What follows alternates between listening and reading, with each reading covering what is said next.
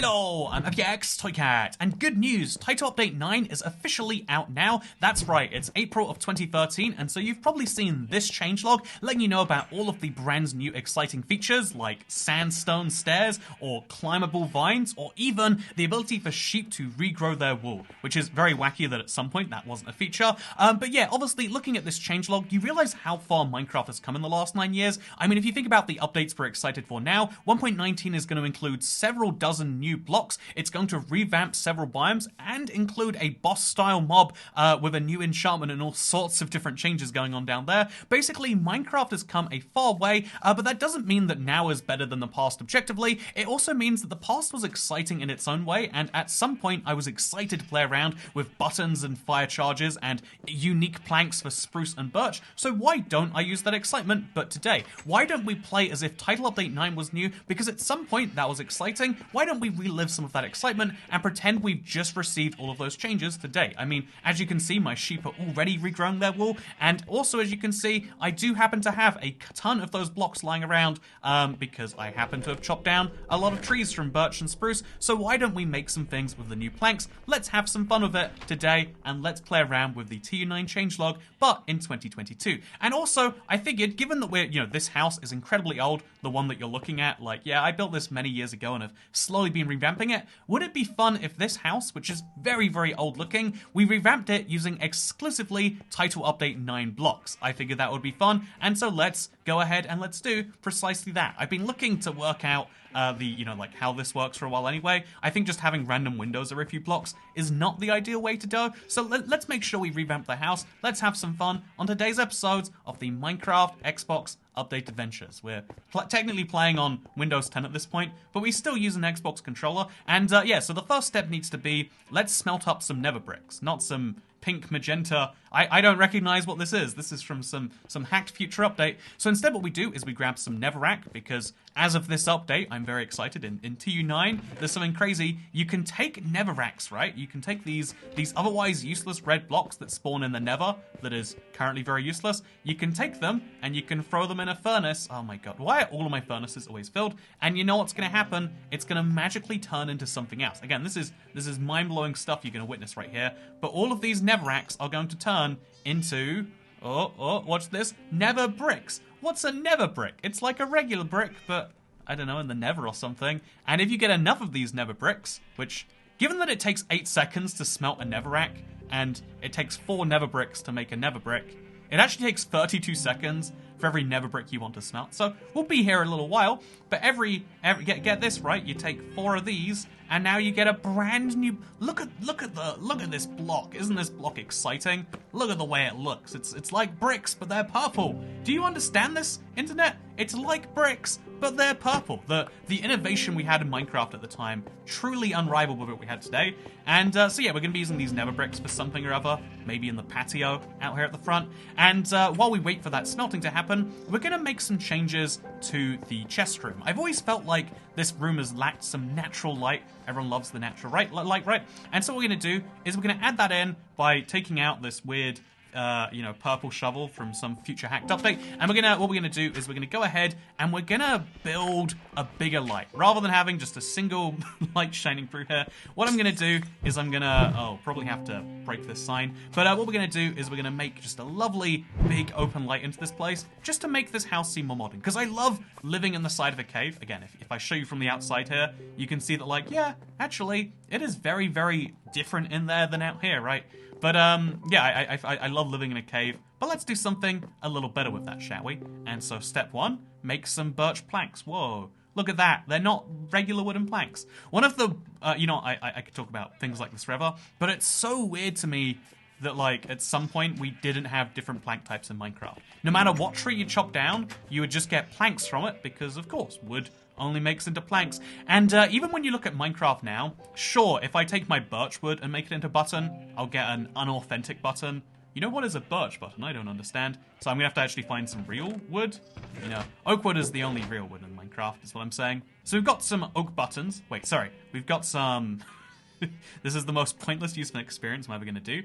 But, you know, it has to be done. And then, just 1 experience point later, and a potential damaging of my furnace, we have the wooden buttons, which I so craved. Probably should have made more than 5. in retrospect, but you know, in retrospect, we should have done a lot of things different. I'm sure I don't need to point out this week more than any other. Oh, also what I can do is I can, but yeah, it's, sorry, the one other weird thing is like even now you can make birchwood slabs and you can make trapdoors and everything is different depending on the wood, except things like ladders, which is still different, or bowls, or chests, or crafting tables, which are the same regardless of which wood type you use, which I've always found to just be slightly weird. Anyway, now we're going to take some of these birchwood planks, and we're going to make a lovely kind of entrance into this cave, just as a reminder from the outside that, yeah, I live in this cave, and I've really filled the thing out. I kind of haven't, but, you know, as long as you make it look like you've done something, you've basically done that thing. That is my vague understanding of the world. And so, yeah, what we're going to do is we're going to take some of these blocks. I think we want to have the bottom layer be here, and then there'll be a layer there, and I guess we'll have like a gap in between, which goes like this, because we want to have like a circular window. Circles are modern. If you wanna show people how much you love Minecraft, you build circles in this square game, and I don't understand the logic either. Don't worry, but it apparently makes sense. And so what we do is really I should have left those there until I placed the blocks. We stack up one, then we stack up another one, and then this is where the skylight's gonna go. So most of this second floor won't even be visible from within it, but that's not really my problem for now. So now we break the inside of it, we break over here, we break through there, and boom, look at this. We now have an entrance light for the upstairs of my chest room too. What a lovely little invention. Actually, you know what? It's getting pretty late. I'm gonna go to bed.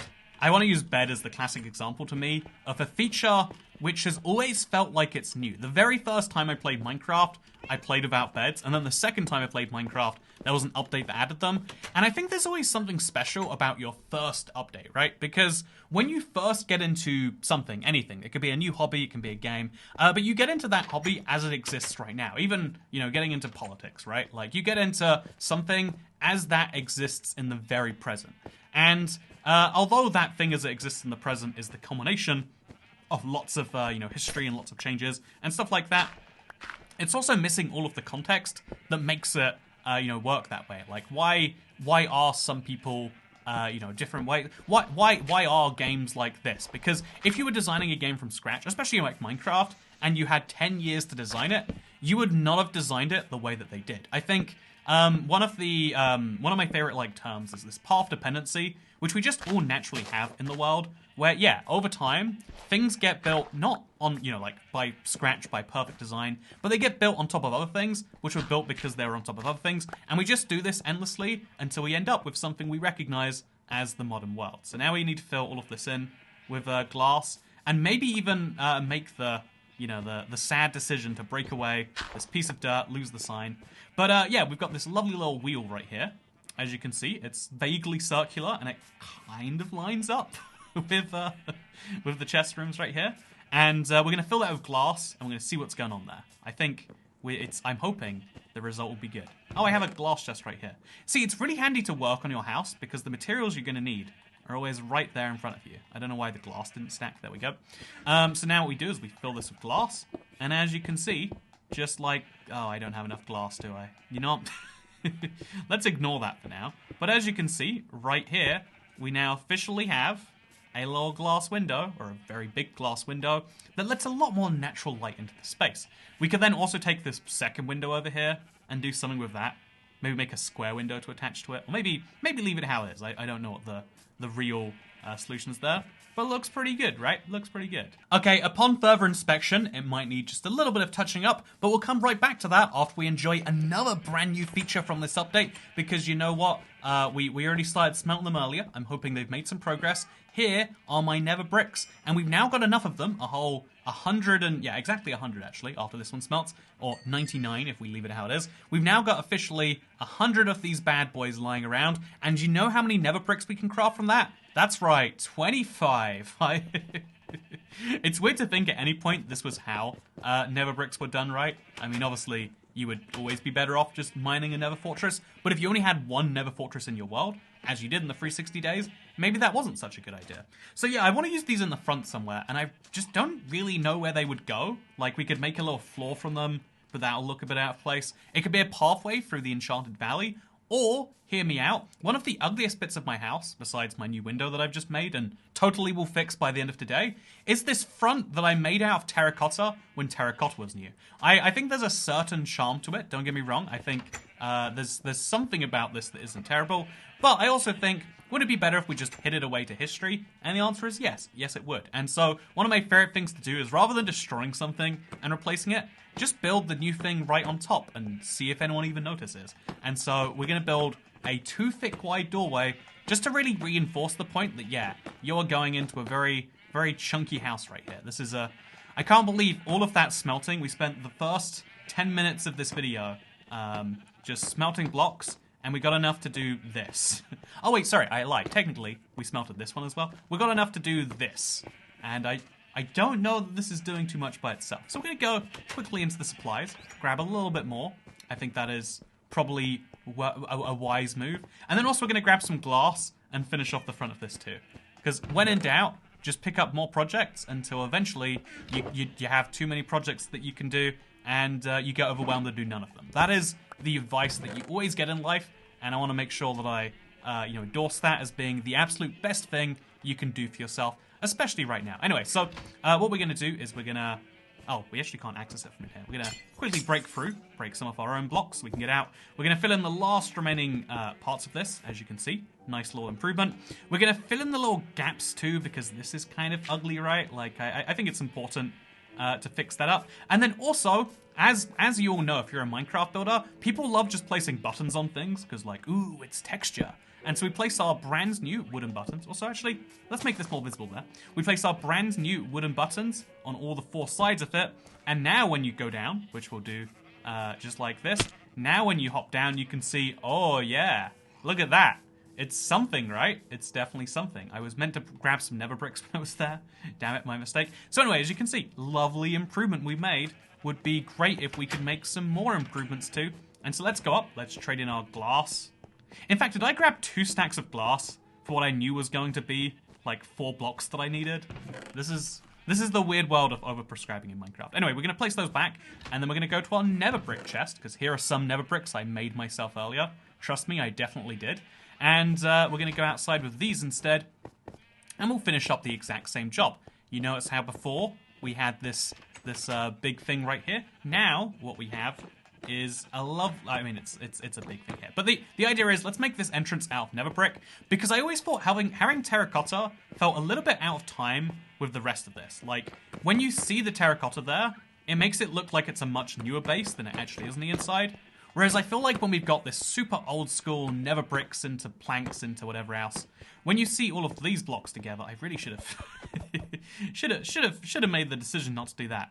I would fly up there, but obviously fireworks have not been invented yet, and so what I shall do instead is climb up through the staircase on the inside, and, oh, there we go. Now we can break and replace that, and we can hopefully also finish the last of the blocks that we need.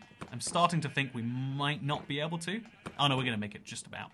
And so, yeah, as you can see, we've now made the front of the house significantly nicer as well. Oh, yeah. Don't you love the change? I'll even place 2 more blocks over there and there. Don't you just love this change? Isn't it significantly improved? Wow, yes it is. You see how nice that birch wood goes with the Nether brick block? Mwah. My perfection right there. And we can even go a step further, because again, people love buttons. They make every build objectively better, if the internet's to be believed. And so we'll just place a little button right over there in that corner. Oh, I love how it's off-center. It's so brave. It makes you question, if that button can be in the corner by itself, why can I as a human not be in the corner by myself? Why do I insist on conforming with all the other Nether brick blocks and looking exactly like them when I could be the oak wood button in the corner? I mean, wooden button. I don't know what other type of buttons there are. Anyway, so as you can see, I also probably should do something about these exposed wooden blocks. I felt like that for a really long time. Like, yeah, this isn't, like, great. I also feel, we probably picked up some dirt that we don't really have a use for right now. So why don't we just go ahead and dirtify this, Why don't we hide that parrot in the corner forever? Why don't we place some dirt over here? And just like this, this is very good. Just like this, we now have officially... That was a concerning noise, huh? Anyway, as you can see, minus the little sign here, which we might have to get rid of. Yeah, I think that second sign is fun, but you know what? Here's a permanent change to the Let's Play world that you can download and look around yourself. No more sign right there, because it allows me to kind of, you know, finish off what I was doing there before. And then there we go, perfect. That is now the start of the house. It looks a little bit worse, because that grass looks like it should connect down there, and it just kind of doesn't. But if you ignore that, it looks perfectly fine. I am a master genius, and please do not question otherwise. And so, yeah, there's a few other things I think we could do right here, but let's jump into another brand new TU9 feature, right? One of the most exciting ones, because we didn't just get birchwood planks. You know, as exciting as birchwood planks alone would be. Also, I need to get more grass into here. There's just a ton of sheep that lie around, not able to do very much. Because, you know, not my problem for now. Although we will shear the sheep, so we can enjoy another brand new feature. Look, get this right. The sheep, they lose their wool, and they're not just useless. You don't just have to murder them, and at this point in time, you wouldn't even get mutton. You get wool from a sheep once, and then you murder it. That was the way Minecraft worked. Then at one point, like a few updates ago, you know, speaking from now, they made it so you could shear a sheep rather than murdering it for the wool. And then they decided, you know what if you could shear a sheep multiple times? And that's now the normal. To me, I do have to admit, it is kind of weird. Like, I found it so hard to adjust to not murdering sheep for their wool. Because for so long it was just what I did. That even now when I'm speedrunning, I just, you know what, let's not think about the ethics and the morale. Let's just murder the sheep. That's my new strategy.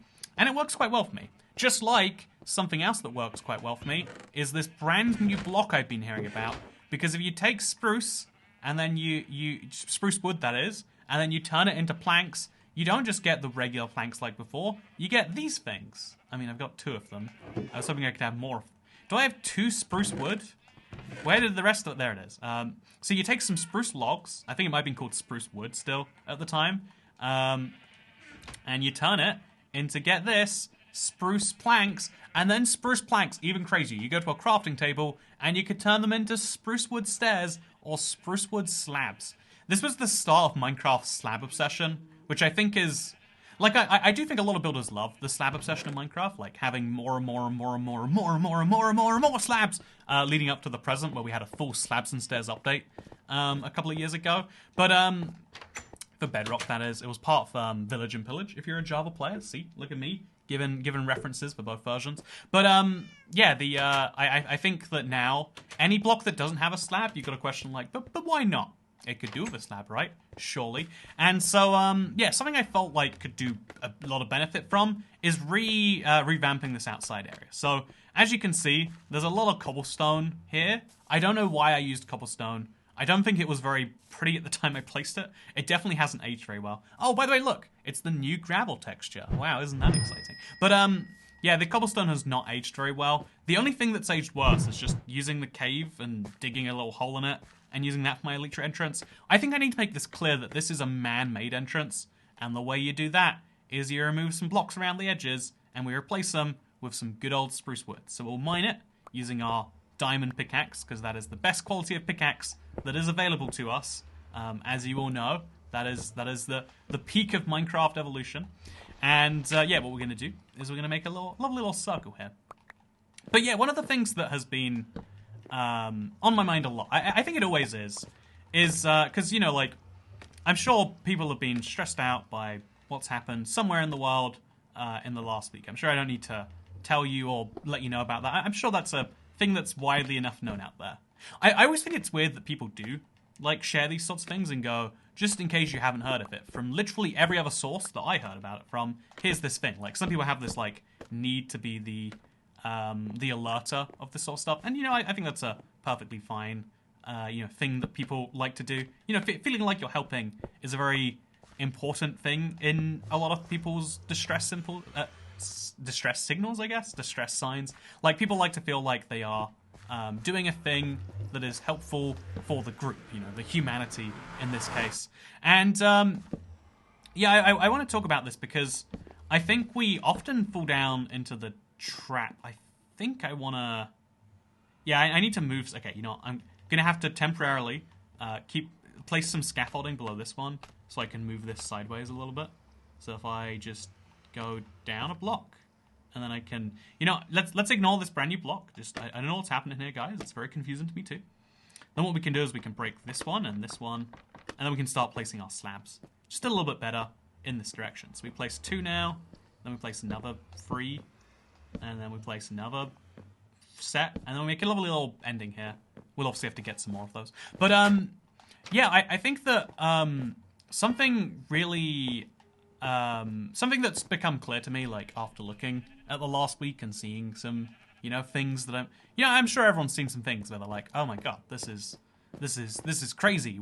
Who's gonna do something about this? And then being like, oh, no one does anything about this. You know, realizing the kind of anarchical state of the world as a default. You know, we often have this assumption that now that we live in a world, especially if you in your country live in a world of like, you know, like where rule of law is a thing, and like, well, yeah, you follow the rules or bad things happen to you. That is the widely known series of consequences. I actually quite like this, right? I felt like I think the extra blocks on the inside were really ugly and did not line up like I was hoping they would.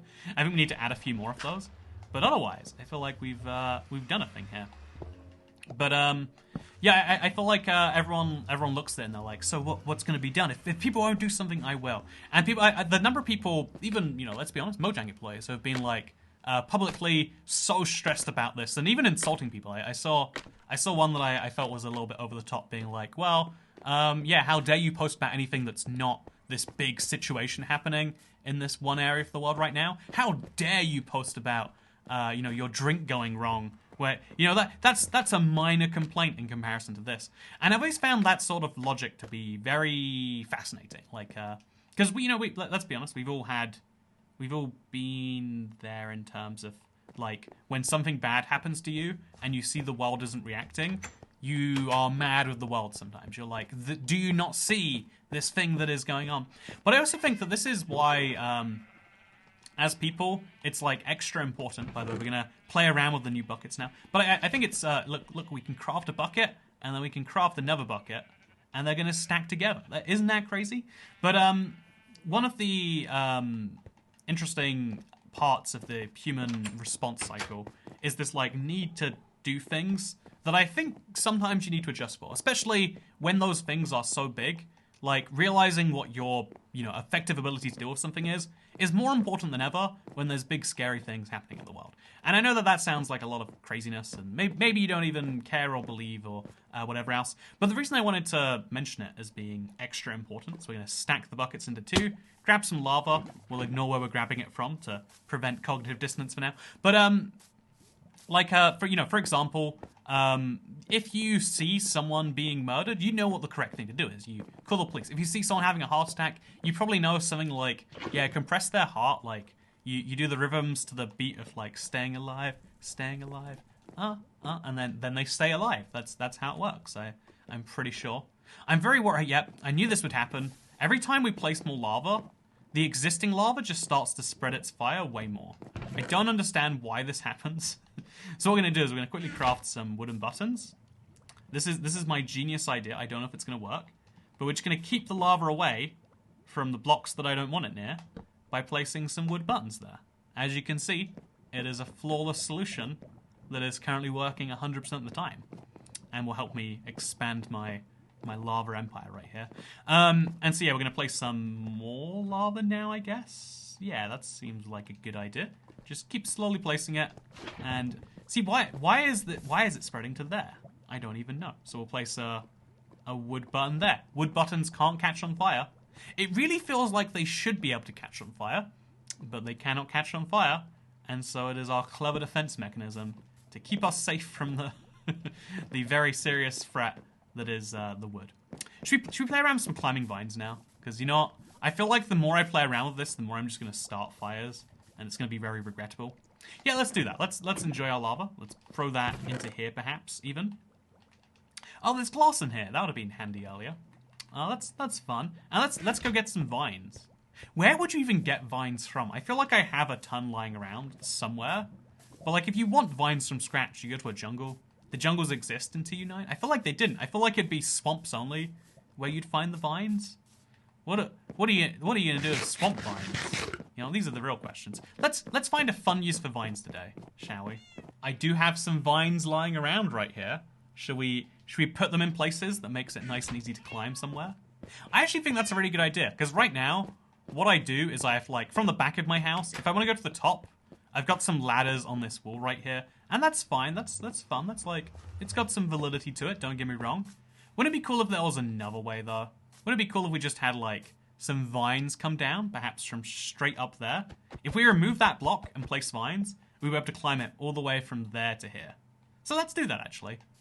And so yeah, looking at the world and seeing like what you can do before deciding whether to be distressed and try to do something is like a really important attribute that I didn't even realize like was something I thought until I see that like, again, like all sorts of issues happen and people are like, no, this is right now, it's me that has to deal with this. Like we have this problem in history is that we teach history, you know, we generally teach the world by it's called the great man theory, and great man as in human, not as in man. You know, I'm sure there's some great guys too, don't get me wrong, but great human, you know, theory, right? And the idea is like, yeah, all change in history is accomplished by people.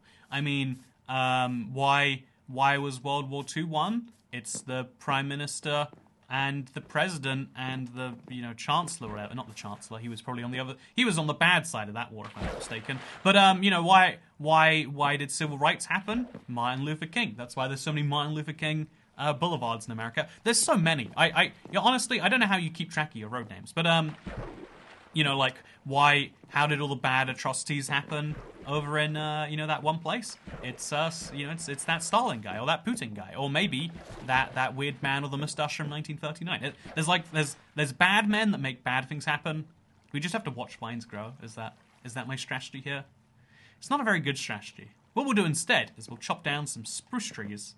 Because, you know, I feel like I'm dangerously low on spruce. I had only 2 stacks lying around that chest. So today is Spruce Chopping episode, where we talk about the great men of history. Because when you see events that happen like the ones that are very current, and you see that like, wait, so really, all of the authority to do that technically rests in one man, and so one person really changed the, you know, did such a bad thing, and it's possible, you know, like if you think about the counterpower, you know, the big country in the world that could stop them if they wanted to, but just, you know, are choosing not to right now. And it's like, so one person, you know, that president, we could perhaps say, presidents on both sides, just have the power to make this happen. And really when it comes to war, I think this is the scariest time where that is true. Like, I'm gonna get this tree, I'm gonna get it. Trust me, it's gonna happen eventually. I think that in war, this is the scariest and the truest. Like, yeah, you can... you know, like hundreds of thousands of people can die because one person gives the go-ahead. But I think most of life isn't like war, I think is the important thing to say. And the great man theory of history is like pretty valid for a lot of it.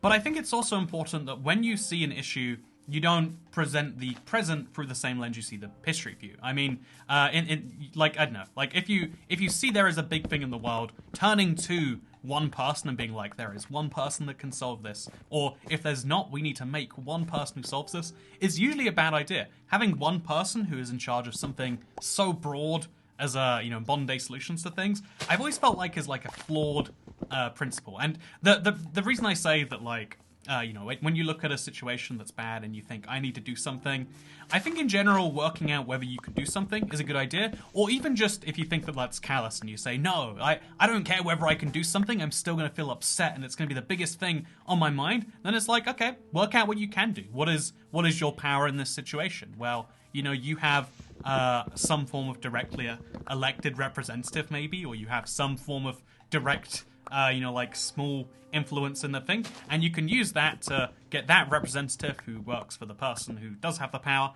to maybe know about your opinions or whatever. That will have more impact than posting a social media post about how, like, oh yeah, this is I'm officially, you know, me, Mr. you know, Pussy Slayer 69. I'm coming out against this atrocity that's happening over there. And it's like, well, yeah, I don't know if that's like actually the big thing.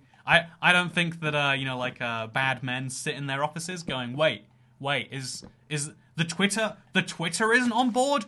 Oh my god, okay, right now, this is the DEFCON 5, or DEFCON 1, which is apparently worse than DEFCON 5, I learned from Ozark this week. Anyway, yeah, it's one of my favorite scenes from that thing, is what I'm saying. Anyway, I think that there is a very interesting difference between like what feels like it's the world when you're on the internet and what is the world when you're not on the internet.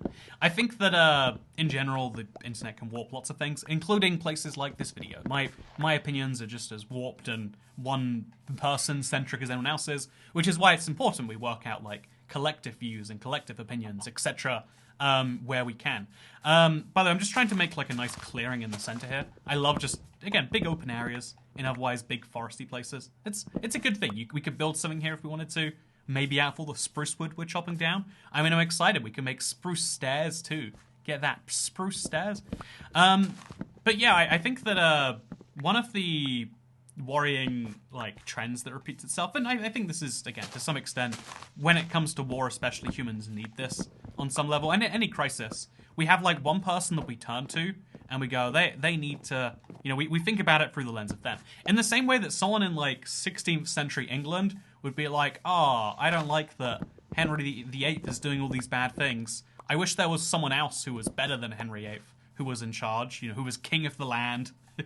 Because if you view, you know, 16th century England, if you look at 16th century England and you see that, like, well, yeah, there's a king, he's divinely appointed, by the way. This is really what people believe for most of history, and even deep into the 19th century. They're like, yeah, European monarchs were appointed by God, and so what can you know, like, you can't, and they just have the divine right to rule, because of course, if they didn't have the divine right to rule, then why would they be in charge? I mean, God clearly put them there, and so on and so forth. And regardless of what you think about, you know, like the religion thing, because again, lots of non-religious people still have to go along with, yeah, well, the people think that he is in charge because of that, and so what are you going to do about it?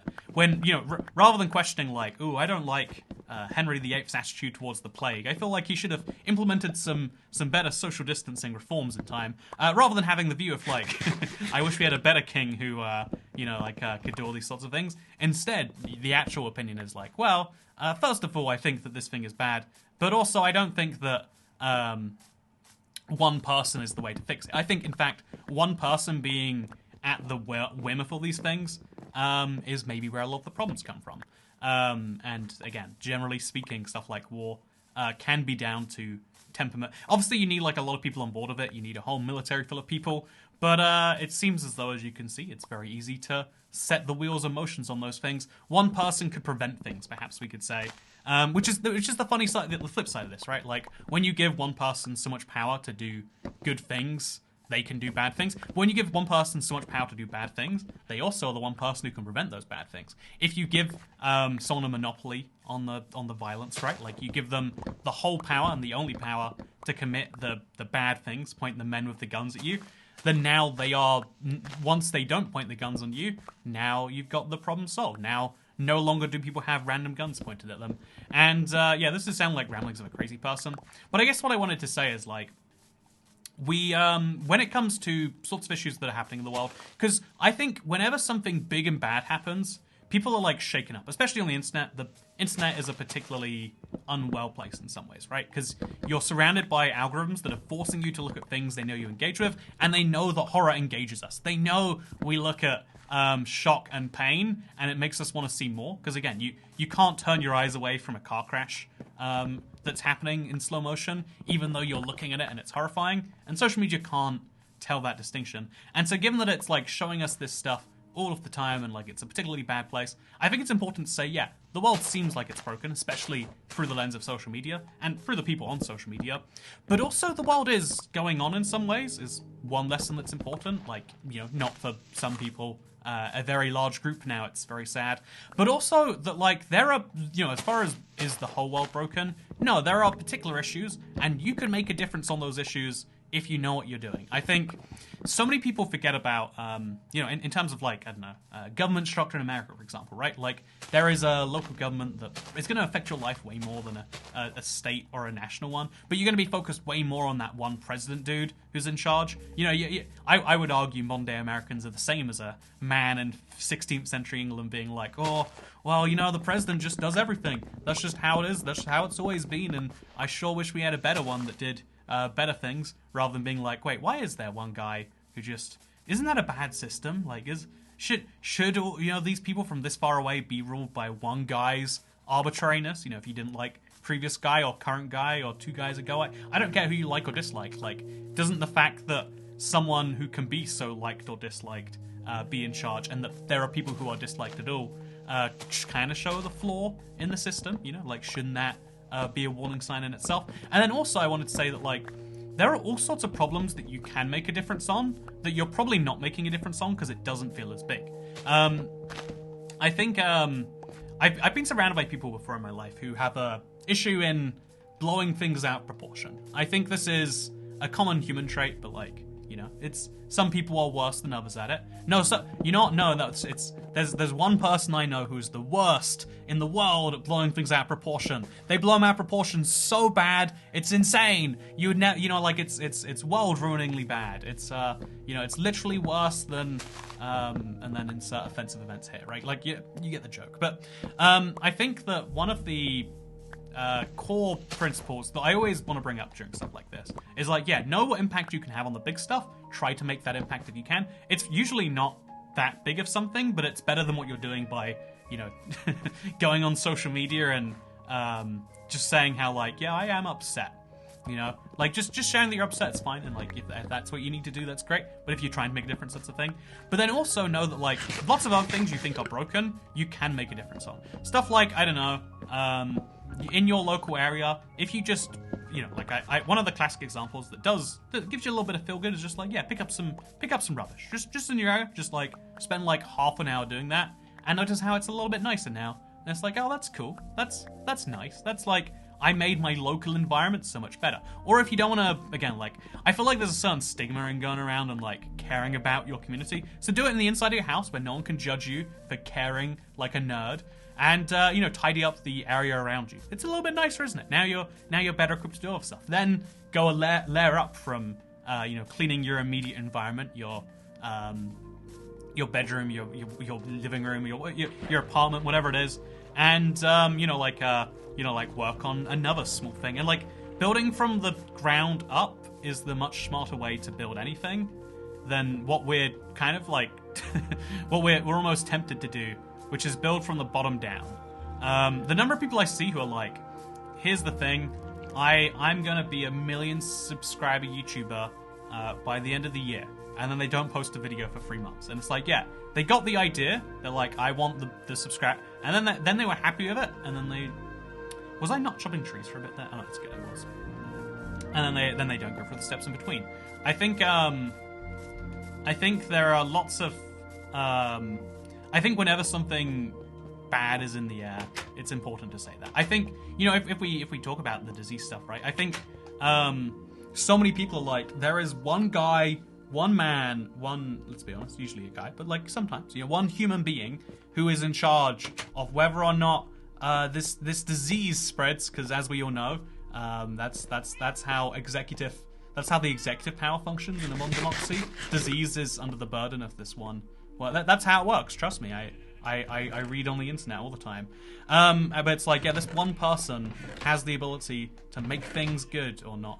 Oh, see, look at this. I'm slowly filling out the ranks of all the woods, right? It's nice. I like it. And then we can take some of these, let's say 13 of them, and let's make some stairs. What are we going to do with all these stairs? We're gonna work that out as we go, huh? that is the way you do life sometimes. You work it out as you go.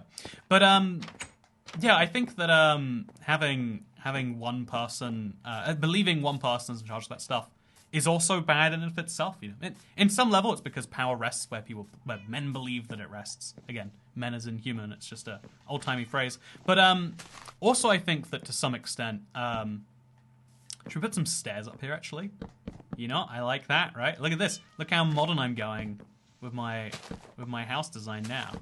Oh yeah, you like that? I like that. That's something, right? We probably need to do something up the top there. But what do we reckon, internet? Do we make an improvement? But yeah, like, it's like, oh yeah, if I'm, you know, now that you're allowed to go to different countries, I'm being literally forced to leave the country. There's nothing else I can do about it. You know, like, now that masks aren't required, I have to not wear my mask everywhere. It's like, you can do things when they're not required. There's a difference between those. Whatever, you know, things are crazy, right? Our responses are crazy, and ultimately, you know, that's always going to be a small subsection of humans that are like that. that we get focused on a disproportionate amount. But also, I don't know if we made things better or worse with that. So I'm just going to leave those there, and we're going to see if I want to remove those later. And if I don't, then perfect. We've found perfection, I think. Yeah, I hope you'll enjoy. Well, actually, should we make, just for fun here? We do have. If we look at the front here, okay, you know, I'm gonna commit the cardinal sin, and I'm gonna fly. I'm sorry. Should we put a little spruce one up, like over there, kind of like on the other side, or would that ruin it? Is this good because it's a one-off? You know, there's lots of changes that it's important to make, and you make them one by one, and then things get better. Whereas you try to make all the changes at once, and you do nothing, and everything gets worse, and you're aware of how much worse it is because of how much you expected, is what I was saying. And try to be the change you want to see in the world, or even better, do be the change you want to see in the world. There you go. That's some bad life advice from Toy Cat, or maybe good life advice. I don't know for sure. All I do know is that I hope you all enjoyed this video. I am having a blast. Thank you for asking. I'm doing a lot of prep and planning for some future-y stuff. But I enjoy just doing these fun one-off Let's Plays. I hope that you do too. We'll see from the response on it. And let me know if you like just the fun, here is a goofy concept, let's do a Let's Play, almost one take like before. Or if you like better the things like last week. But anyway, hope you all enjoyed the video, because I'll see you all next time. Goodbye. Look, I'm waving. This is what waving looks like. This is definitely a real wave. I'm gonna have to put all my stuff now. So yeah, thank you for watching. Hope you all enjoyed. Have a good rest of your week, and do the best you can. That's all that anyone can ask of you, I think. Actually, I can ask more of you. I can ask you to subscribe too, with notifications turned on. See, there we go. That's more than your best. If you can't do that as your best, I'm still gonna ask you anyway.